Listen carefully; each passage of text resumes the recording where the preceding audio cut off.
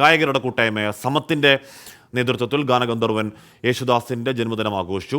Cinema മേഖലയിലെ പ്രമുഖരടക്കം 100 കണക്കിന് പേരാണ് ചടങ്ങിൽ പങ്കെടുത്തത്. അമേരിക്കയിലെ വീട്ടിൽ ഭാര്യയുമൊത്ത് ഓൺലൈനായി യേശുദാസും പരിപാടിയിൽ പങ്കെടുത്തു. ഇന്ന് ജനുവരി 10 അദ്ദേഹത്തിന്റെ 84ാം ജന്മദിനം. ഈ സുദിനത്തിൽ അദ്ദേഹത്തിന് ആയുരാരോഗ്യ സൗഖ്യവും ദീർഘായുസ്സും ആശംസിക്കുന്നു. ഒപ്പം പ്രാർത്ഥനയും. മലയാളത്തിന്റെ ഒരേയൊരു ഗാനഗന്ധർവന്റെ ജന്മദിനാഘോഷം സ്വന്തം വീട്ടിലെ ആഘോഷമാക്കി മാറ്റുകയായിരുന്നു മലയാളിയാകെ. തലമുറ വ്യത്യാസമില്ലാതെ മലയാളിയെ പാട്ടുകൾ ആസ്വദിക്കാനും ഹൃദയത്തിൽ സൂക്ഷിക്കാനും ശീലിപ്പിച്ച ഒരേയൊരു യേശുദാസിന്റെ ജന്മദിനം ഗായകരുടെ കൂട്ടായ്മയായ സമത്തിന്റെ നേതൃത്വത്തിലായിരുന്നു ആഘോഷിച്ചത്. സിനിമ, സാംസ്കാരിക മേഖലയിലെ പ്രമുഖരടക്കം നിരവധി പേർ ചടങ്ങിലെത്തി.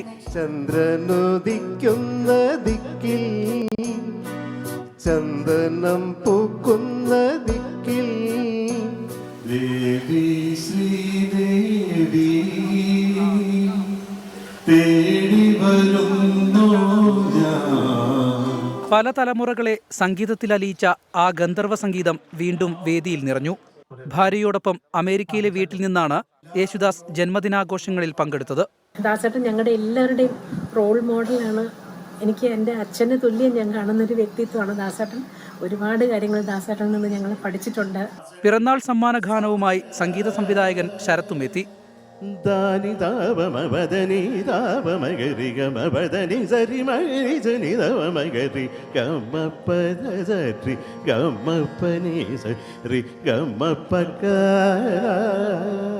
ഇനിയും 1000 പൂർണ്ണചന്ദ്രന്മാരെ കാണാൻ കേരളത്തിന്റെ ഒരേയൊരു ഗാനഗന്ധർവന് സാധിക്കട്ടെ എന്ന് ആശംസിച്ചുകൊണ്ട് 24 കൊച്ചി.